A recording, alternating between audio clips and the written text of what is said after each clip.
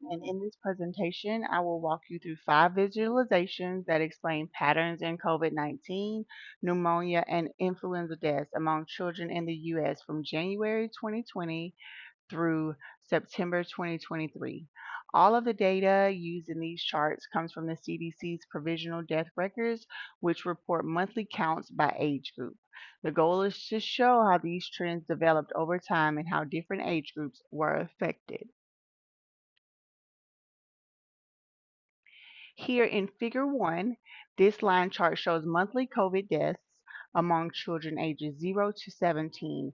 As I move across the line, we can see the first clear increase that reflects the early winter surge here.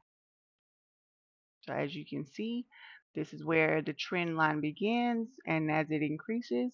And then in 2021, we have a rise or a peak of deaths here. As you can see, in 2021, it had 864. And then we had the highest number of COVID-19 deaths, which hit its peak here at the top of 11,122 deaths that season. And the shaded part to the right is Tableau's built-in forecast. The darker line here at the bottom center is a predicted trend and it shows the uncertainty of what could possibly happen. Because pediatric deaths are low and the CDC data gets updated, the uncertainty zone is wide. But overall, the model suggests that future deaths will typically stay low.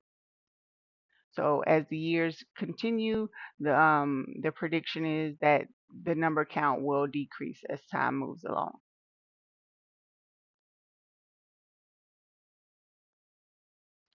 Here in Figure 2, we have it compares two child age groups, ages 1 to 4 and ages 5 to 14. If I hover over the younger group here at the bottom in the blue with the blue line, you can see the monthly values stay low throughout the entire period here.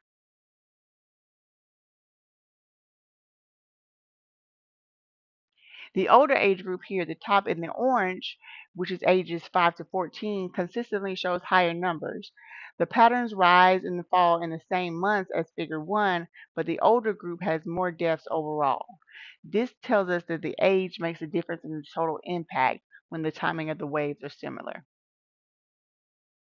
So as you can see here in the orange, ages 5 to 14, the numbers are consistently higher, and then they continue to increase versus the children here, ages 1 to 4.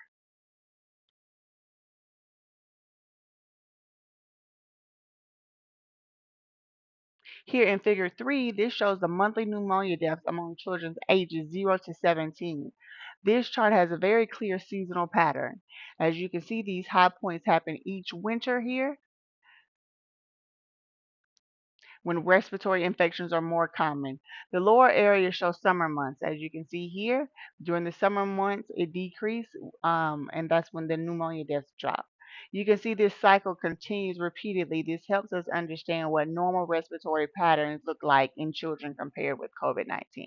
So as you can see, at the peak of 2021, we had an increase towards the winter months, and then as the summer of the next year happened, the total deaths kind of decreased and then it picked back up the next year. And this cycle is kind of consistent throughout each year with the same pattern, whereas winter is we show more increase of sickness and death.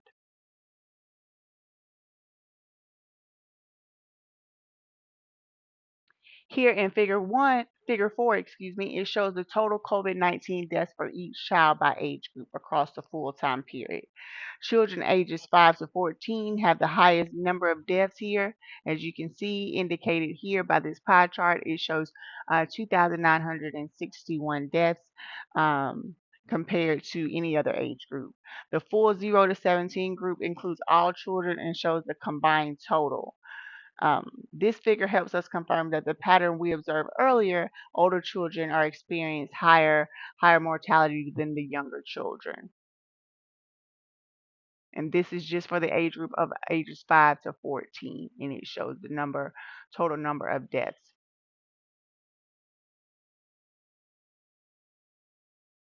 In Figure 5, This shows us the shared combination of pneumonia, COVID-19, and flu deaths among children in the age group 0 to 17.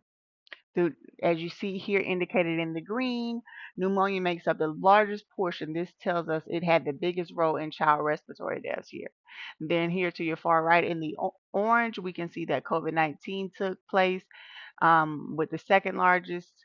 And then last is the influenza deaths with the lowest, the smallest share of deaths. This chart gives us a simple view of how the causes compare to one another, as you can see here indicated.